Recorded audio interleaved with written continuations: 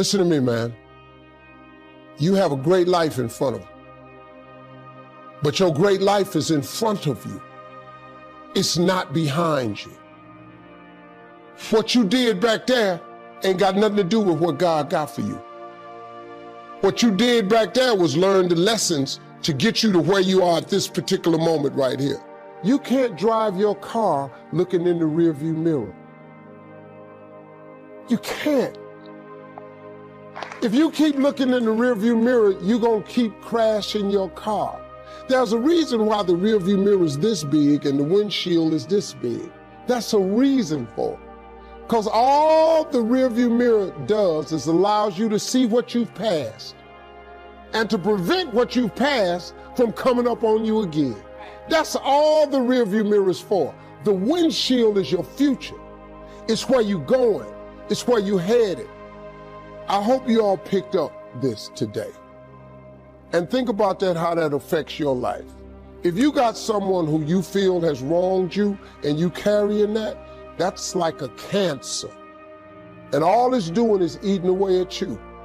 Do you know how many people I've had to forgive that have never asked me for forgiveness? You know how many people I just let go so I could just go where God had for me? Because I just ain't have no more time to spend no more time thinking about that. Let that be a lesson to you. Look, man, if you got something that's been bothering you in your life, get past it. See, if God wakes you up in the morning, it's a sign from God that he ain't through with you yet. That's why he wakes you up. When he's done with you, you won't wake up no more. But as long as he got something for you, he keeps waking you up. Why don't you wake up to go see what that is? He done got you past whatever it was. Whatever it was that's been on you, he done really brought you through it. Because he keeps waking, you're done. Don't lay there wallowing in your past, man. Your past is back there. I would rather show the world what love do through forgiveness than sit up in here and win a damn argument. We, to a great extent, behave, think, react because of some previous experience that we've had. One of the things that we know about life is that it is always changing.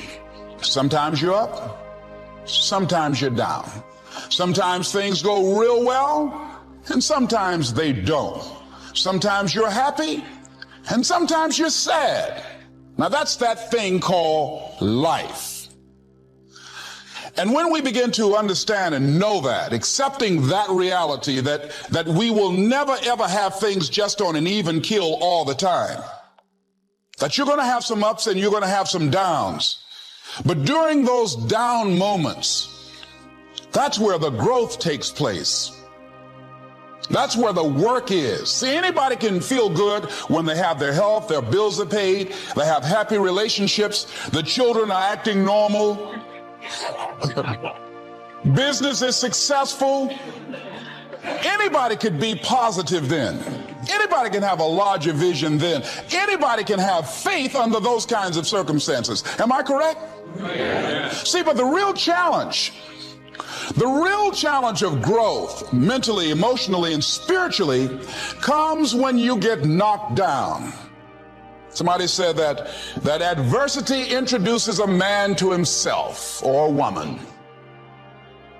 How you handle it, that's where the growth takes place.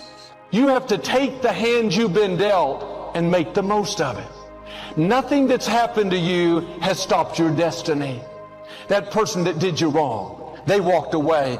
It may have been painful, but they didn't ruin your life. They don't have that much power. If they could stop God's plan, they would be bigger than God. Don't let one bad break, one injustice, one difficult season cause you to be sour. Have a chip on your shoulder. When my father went to be with the Lord, I lost my best friend. I had worked with him day in and day out for 17 years. We'd traveled the world together. Suddenly he was gone. I was tempted to think, God, where are you? This isn't fair. Why did this happen? When we go through loss, things we don't understand, That victim mentality will always come knocking at the door. We have to make the choice. Are we going to live bitter, discouraged, thinking we're a victim of our circumstances? We're a victim of the loss, a victim of this unfair boss, a victim of this pandemic? Or are we going to believe that God is in control, that He's ordering our steps, that His plans for us are for good? Instead of having a victim mentality, switch over to a victor mentality. There's hope in our hearts, and giving up's not an option. You and I and we, no matter what your unique situation, your storm, your struggle, your trauma, your abuse, your wounds, your scars, no matter what they are, and I know we've all got them on some way, somehow, some level, whatever they are, I promise you this, you are not a product of your past, you are not a product of your environment or your current unique situation, but you are always a product of how do we navigate through our storm. What we do is what we believe. And in that moment, instead of giving up, I literally wrote the words, change the world. Literally, I wrote these words, change the world, and I slapped them and I put them on the prison wall in my cell. And I began to realize something. First and foremost, the mask that I wore that was supposed to keep me safe, it was the very thing that held me hostage and paralyzed me. And I wore the mask and I tried to protect and I isolated and isolating and letting nobody in. It got me to a place of brokenness. And I decided in that moment, I was done wearing that stupid mask. I was done being afraid of showing people my scars, my hurts, my pains, my wounds. And yep, that's a fearful thing because I don't know what others are going to do with when I begin to talk and to communicate. But I realized what was going to happen if I continued to wear the mask, man. Nothing ever changes unless we change. The mask doesn't keep you safe. It holds you hostage, y'all. But you know what I also had to realize? I was allowing things that I couldn't control to control me. You see, growing up, I blamed everything on my dad. I blamed everything on him. He was the reason that I skipped school. He was the reason for my attitude. He was the reason that I went to drugs. He was the reason for my suicidal thoughts. He was the reason for every destructive behavior. Like, I blamed everything on him being ripped out of my life. But you know what I had walked into this trap. I was allowing things that I couldn't control. Those situations that you didn't sign up for, you didn't want to have to deal with. It knocked, it came in front of you, and I allowed that thing that I had no say over, I allowed that to control me for so long. I was allowing things that I couldn't control to control me. And I had to realize I had to take control of what I can only control. I can't control what you think, what you say, or how you treat me. I can't always control the situations, the struggles, the adversities, the abuses, the hurts, the pains that others have caused me, but I can always control how I react, how I respond, and what I do. I had to take control of me, control what you can control. And truthfully, the first thing that I had to do, which was the most difficult thing that I had to do, I had to realize the anger, the rage, the hurt, the frustration, the pain that I had towards my dad, I had to let it go. And I was scared to let it go because I had so much identity tied up in my wounds. But I had to learn I am more than my struggle. I am more than my wound. I have to let it go. Letting it go and forgiving him didn't justify it, didn't make it right for him. But if a family could forgive me for taking the life of their daughter, how could I continue to understand this, that the anger, the frustration, the madness, the pain that I had towards my dad, it was only poisoning me. And I had to let some things go. And that's a challenge. Because for so long, that pain, that wound, it really became like a safety net for me. Because it was my go-to. It was my reason for all of my struggles. And if I let it go, then I had to begin to face some of my other hurts and my pains. And that's intimidating and it's scary. But the truth is, when we hold on to these things, it's not poisoning the people who did it to us. It's only holding you hostage. And so, I let it go. It didn't justify it. It doesn't make it okay. It doesn't mean that me and my dad became best of buddies. But it allowed me to begin to continue to pursue purpose. And we all got a purpose. Every one of you in this room, you were born to leave your fingerprints on history. Every one of you in this room were born to not just exist, but to experience life. But until you let go of some of the things that you've allowed to define you for so long, you know why?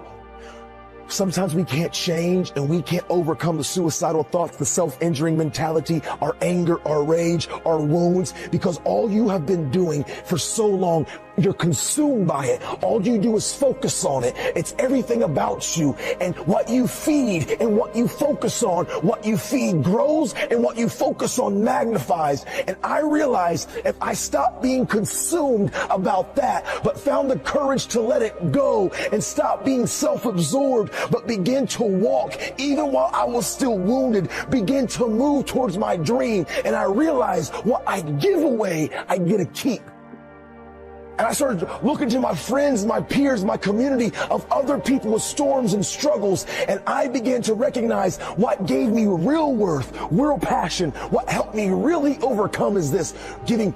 What you give away, you get to keep. When I started having empathy towards my friends, being of somebody that would listen, getting involved in other people's situations and helping them. Why does that help me? Because it took my eyes off my struggle and it put my eyes on beginning to help others. And when I helped others, it gave me real self-worth, real self-value. That bad break is not how your story ends. The loss, the sickness, the injustice is not going to limit the rest of your life. God said in Isaiah, He will pay you back double for the unfair things that have happened. If you're going to see the double, you have to know that God is going to make it up to you. It may be unfair, but God is a just God. He saw what happened. He knows who hurt you, what you lost, what you're struggling with. He's not going to just bring you out. He's going to bring you out better. Get rid of that victim mentality. Quit dwelling on who hurt you, what you lost. You're not a victim. God always causes you to triumph. That bad break wasn't fair. You didn't like it, but what you can't see is it set you up for double. That boss that overlooked you, you didn't get the credit. You could feel like a victim. No, get ready. God's going to make it up to you. That set you up for promotion, increase, favor that you wouldn't have seen if that had not have happened. And here's the key. Nobody can make you be a victim. They can do things that are not fair. You can go through things you don't like, you don't understand, but none of that can force you to have a victim mentality. You have to give permission to become a victim. You have to make that choice. I'm at a disadvantage. This bad break has stopped my future. I'm asking you to not give permission. Victory starts in your thinking. As long as you feel like a victim, it's going to limit your destiny. You won't pray bold prayers. You won't believe for big dreams. You won't expect God's favor. No matter what's happened in your past, no matter how many generations there's been dysfunction, abuse, lack, struggle, you're the generation that's going to set a new standard. You're the one that's going to see this shift in your thinking. We're not slaves. We're not victims, limited, at a disadvantage. We are children of the Most High God. No more forever the victim. No more, I always get bad breaks. It's just my luck. No more, my family has always struggled. It's just who we are. God is doing a new thing. Now do your part and put on those new clothes, so to speak. See yourself differently. Have a new perspective. You're not a victim of your past, a victim of who went before you, a victim of what didn't work out. You are a victor. God is about to release freedom, wholeness, abundance, favor like you've never seen. You've been raised up for such a time as this, to make a difference, to take your family to a new level.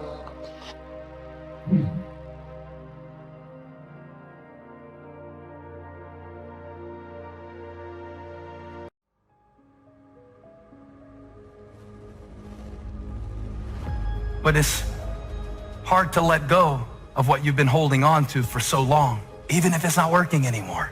It's really hard to let go. It's like, beg you, see it differently. I beg you to let go. It's not normal. It's just old. It's time to drop it and move forward. You may be a product of your past, but you don't have to be a prisoner of your past. Everything that's inflexible and everything that's not ready, everything that's backwards and everything that's negative and everything that's carnal and everything that's holding me back, I refuse to take it over into another year and waste another new year with an old mind. The devil is a lie. Just because you're used to it doesn't make it normal. Some of you are taking too much time trying to convince people to love you that do not matter. Tolerating and trying to get people engaged that don't matter, that don't care, that are never ever going to help you get into your destiny. I came to preach to somebody who everybody else might have given up on you. And life might not be where you want it to be, and you might not have been what you could have been, but it's not too late to become who you are. Every single time I hear about an issue, every single time I hear another story of pain, every single time I see a seemingly impossible situation, I smile wryly because I know by the grace of God and by His power, I have a testimony. Come on, it is never too late. Kiss that wrong self-image goodbye. Victory starts in your thinking. Abundance, it starts in our mind. You can't think the same way and expect different results. Start embracing who God says you are. I want to tell you something today. The moment you make up your mind to get up, you can get up. And no devil in hell, no government, no power, no boss, or anything else can hold you. Once you are free in your mind, you are free. I've seen God open doors. I've watched God make my enemies my footstool. I've seen God make a way out of nowhere. I've seen people who are against me that God made them love me. I saw circumstances that should have taken me out, but God stepped in right on time. See, many things we don't do because, in fact, we want people to like us. There's some necessary losses in life. When you decide acting in your best interest, you're going to lose some friends. Everybody's not going to approve of you. There's some people that won't like you. Who do you think you are? You're arrogant. What do you think you can do? You're selfish. Thanks, I got that. Poor thinking habits keeps most people poor, not poor working habits. Most people work hard, but they don't think hard. The mind is like a factory, a mental factory. And whatever you think about all day long pours ingredients into this mental factory. And that's what builds the economic, social, financial fabric of your life. As you think, so you become. Program your mind, because all that you will do or not do, have or not have, accomplish or not accomplish, will be a direct derivative of what's going on inside of your mind. So if you don't get clear thinking on an issue, you won't be able to develop in that area. Look at somebody say it's time for a change. Well, what stops us? What stops us from making the changes that we need in our behavior, in our situation? It's the mind. If you keep doing what you've been doing, you're going to keep getting what you've been getting. So if you're at a place in your life and you ain't happy with it, you have to change some things. But you have to make a conscientious decision that you're going to change. And it's not dependent on anybody else. It don't matter what your mama think. It don't matter what your coworkers think. It don't matter what your siblings think. It don't matter. This decision is yours and yours alone. People want to know how to stop the laziness, and they want to know how to stop the procrastination. They have some idea in their head, some kind of a vision of what they want to do, but they don't know where to start. They don't know where to start it, you know? They don't know where to start. And so they say, hey, where do I start? And when's the best time to start? And I have a very simple answer for that. Here and now. Nothing that's happened to you is a surprise to God.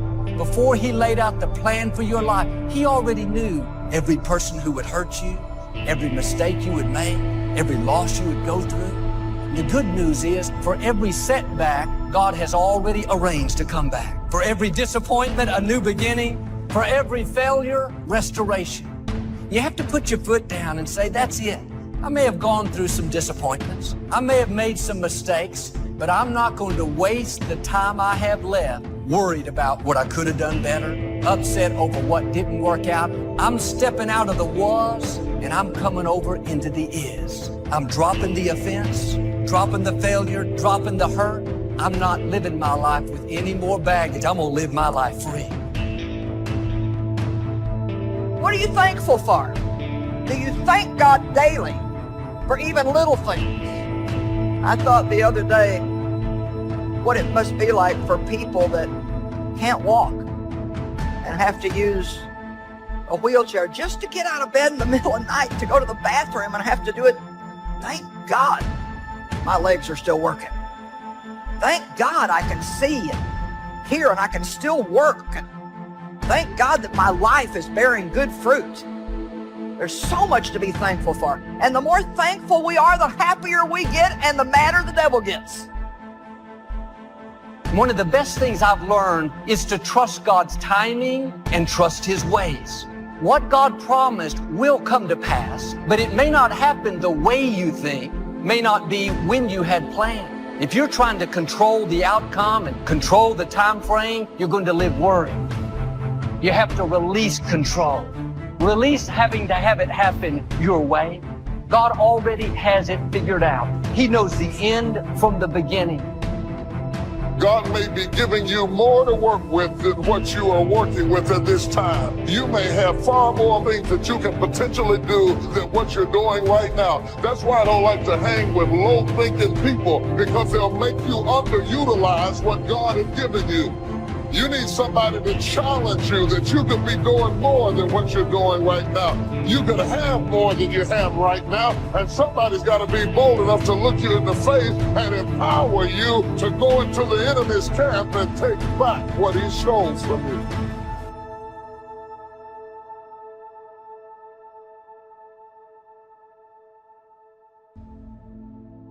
We find ourselves announcing our standards to our relatives, our friends, our associates.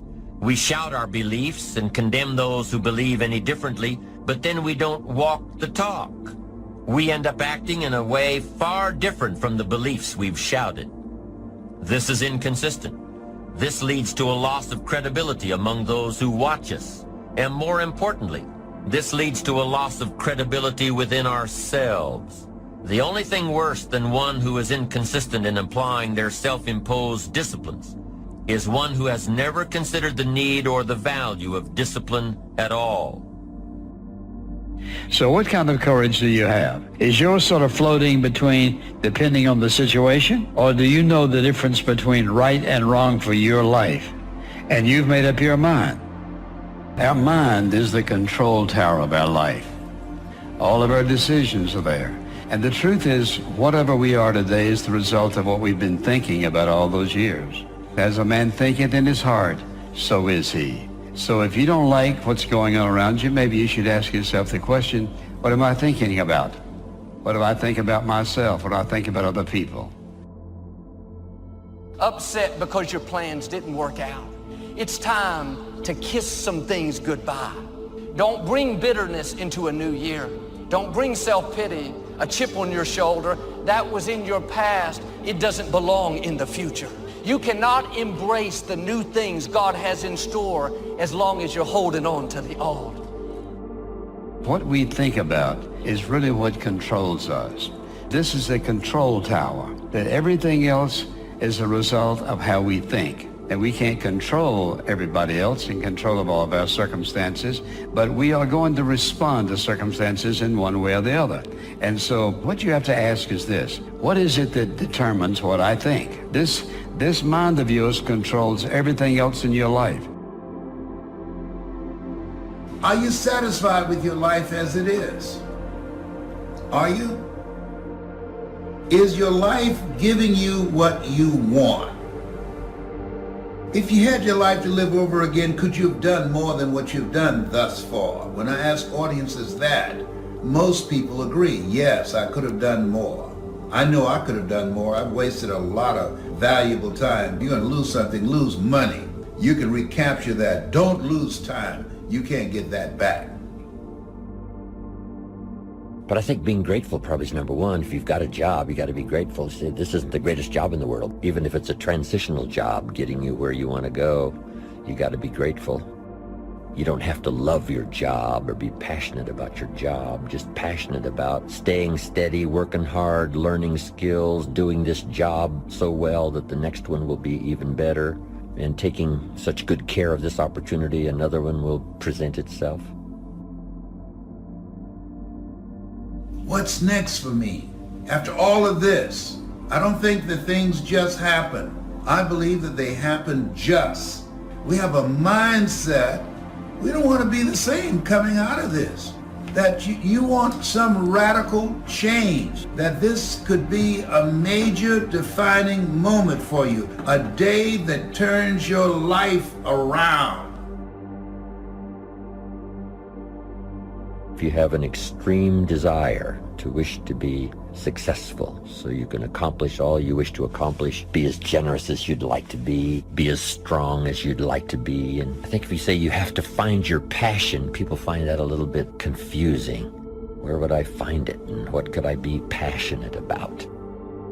I guess you could start with saying I'm passionate about providing unusual success for myself and for my family. Then I think the key is to let what you want to accomplish, let that grow. Where at first this is as far as you can see, but if you'll do that, you can say, wow, maybe I could multiply by 2, by 3, and expand my vision, accomplish a lot more.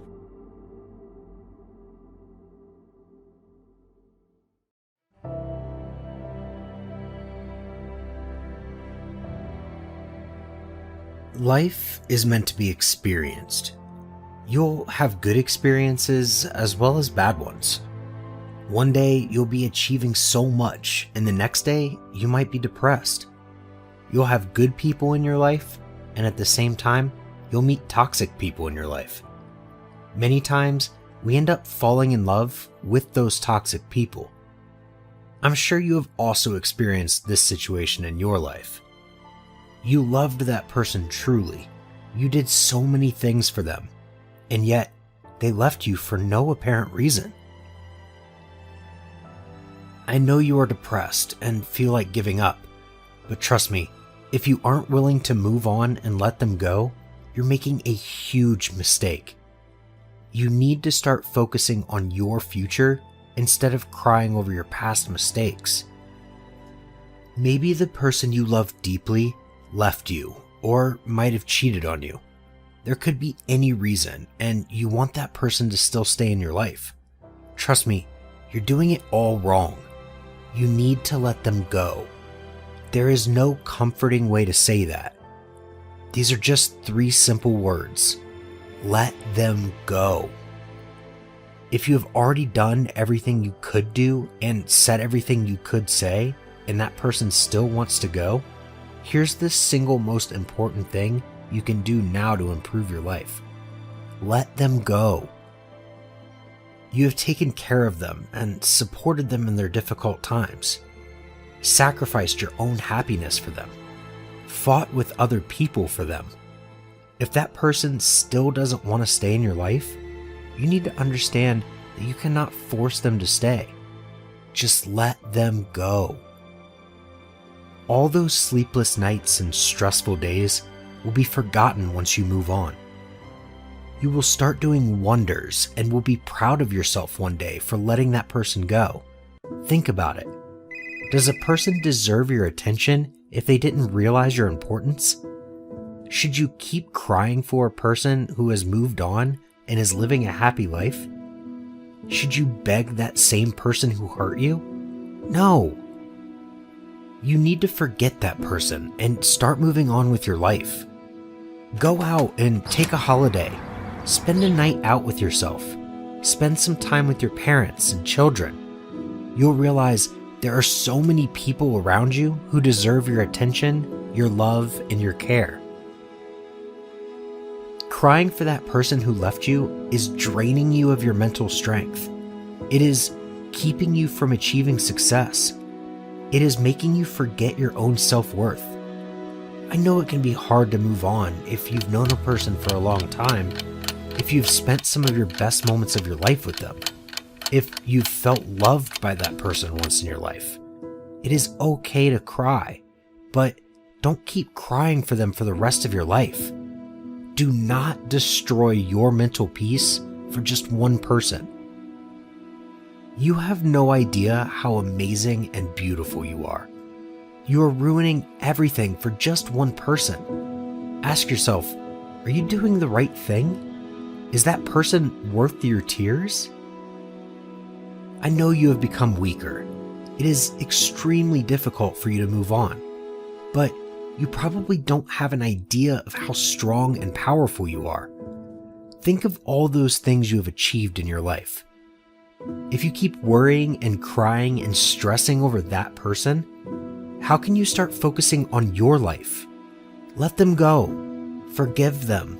But most importantly, forgive yourself. Don't hurt yourself for someone else. You really want to see the light, right? But you aren't letting go of the darkness of your past decisions. If you don't let them go, they will keep ruining your life until you reach a point where you won't be able to do anything. You need to make a decision today. Decide to free yourself from that heavy weight. Decide to forgive yourself. Decide to be happy and inspire others. And decide to enjoy your life to the fullest. Trust me, you are really strong enough to do all of that. The amazing people you see in your life who are living a happy life are not lucky. Those are the ones who decided not to let one person, one situation, and one bad decision ruin their entire life. They decided to be strong and move on quickly. They decided to eliminate negativity from their life and decided not to seek sympathy from anyone. They decided to focus on what good is going on in their life, and that is exactly what you need to do right now. Let me tell you one thing. Everything cannot be perfect in your life at one time. You will have to be happy with the little things you've got in your life. You will have to let go. You will have to move on. You need to understand that everything happens for a reason, and I strongly believe that the bad times come to teach us some of the most important lessons of our lives. Think of all those bad things that have happened in your life, and you'll realize that those circumstances made you a better person. You learned some of the most important things due to those situations. Ever wonder why letting go of someone is so hard? Well, that holding on is natural. Humans tend to hold on due to the fact that it fulfills their need for certainty. Letting go of someone you have loved entails uncertainty. Even if your relationship was toxic, it still had some certainty that was giving you comfort. But the thing is, you need to understand that holding on harms you. It stops you from reaching your goals, and not knowing how to move on prevents you from reaching your true potential.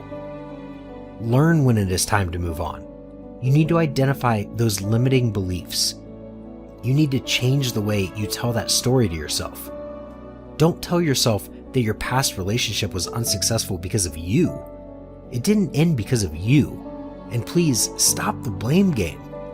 Yes, I know that it is completely natural to point a finger at someone else or a situation for your current hardships in your life, but it is not necessary to blame anyone. Your partner might have been wrong, or you might have been wrong, or the situation wasn't right for both of you. But the thing is, it won't benefit you if you keep thinking of those things. Simply let them go and move on with your life. You have a long journey ahead, which will be ruined if you don't start controlling your emotions.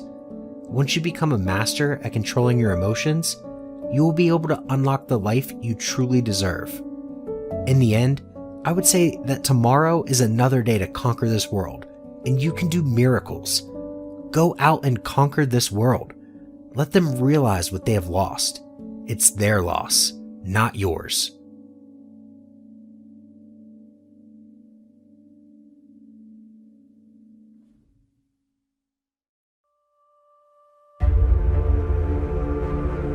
The grinder, you, the individual, the person that you are inside will determine the outcome, whatever you're going to do in your life.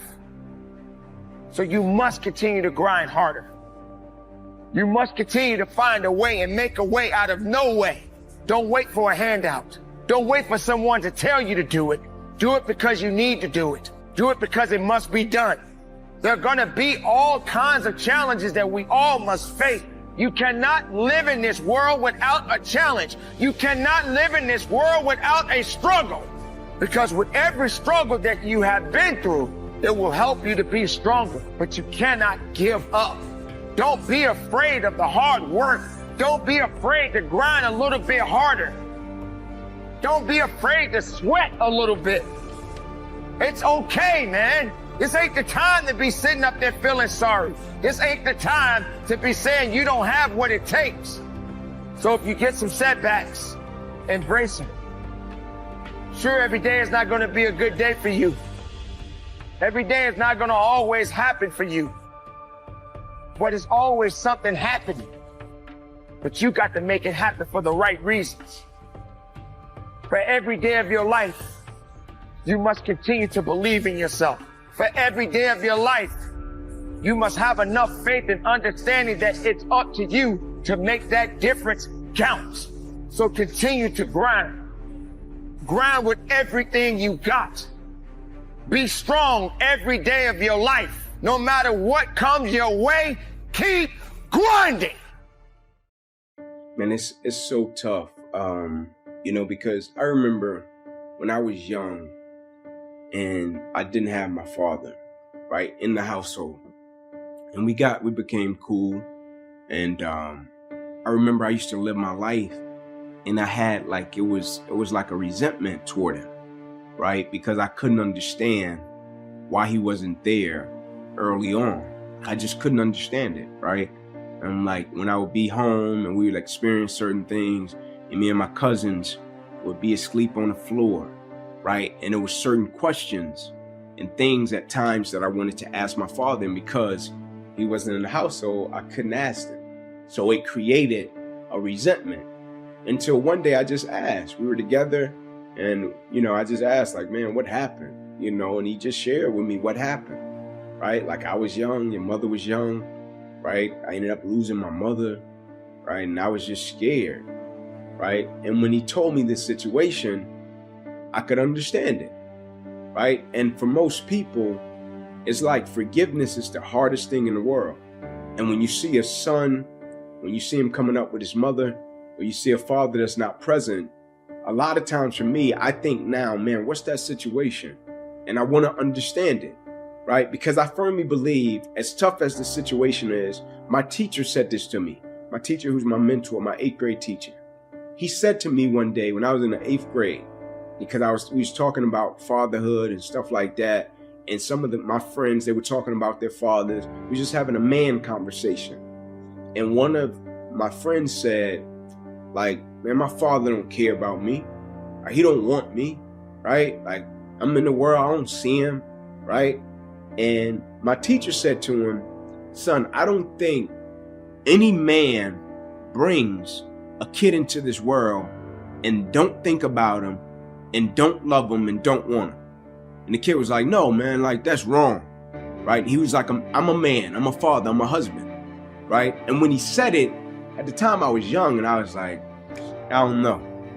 But now that I'm a father, right? I got 2 kids, or I got 3 little sisters, right? And it's this thing inside of me that makes me think it was true.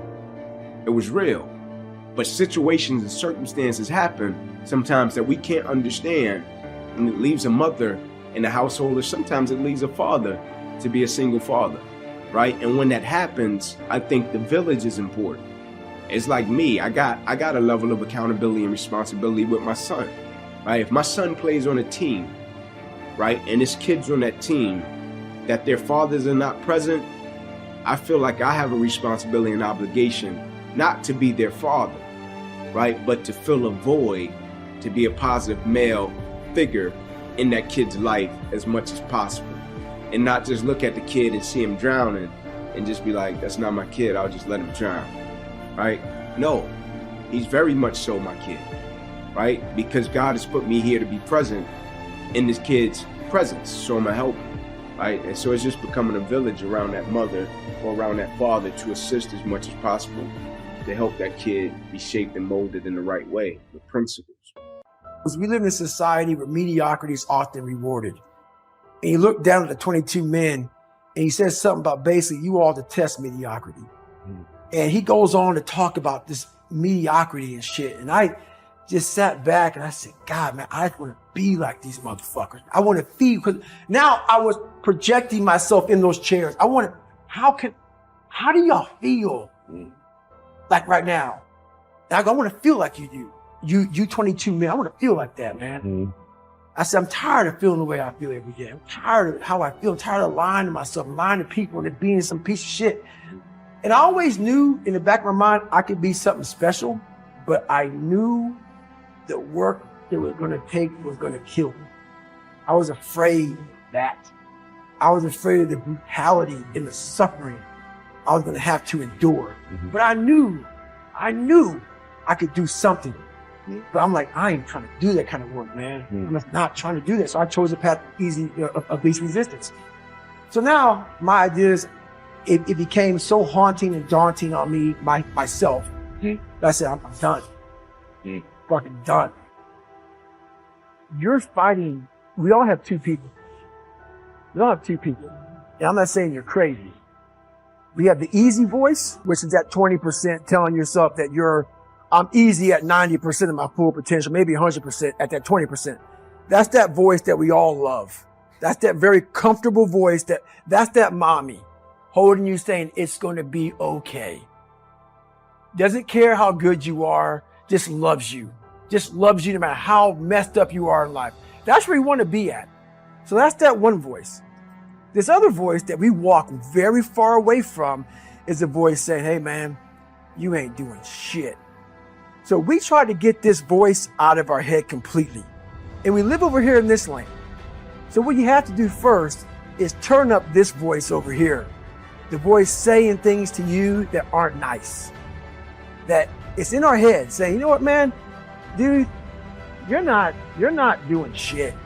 You're not and it's not putting yourself down. People take this the wrong way in this new society. I'm not saying to put yourself down. I'm saying listen to the truth.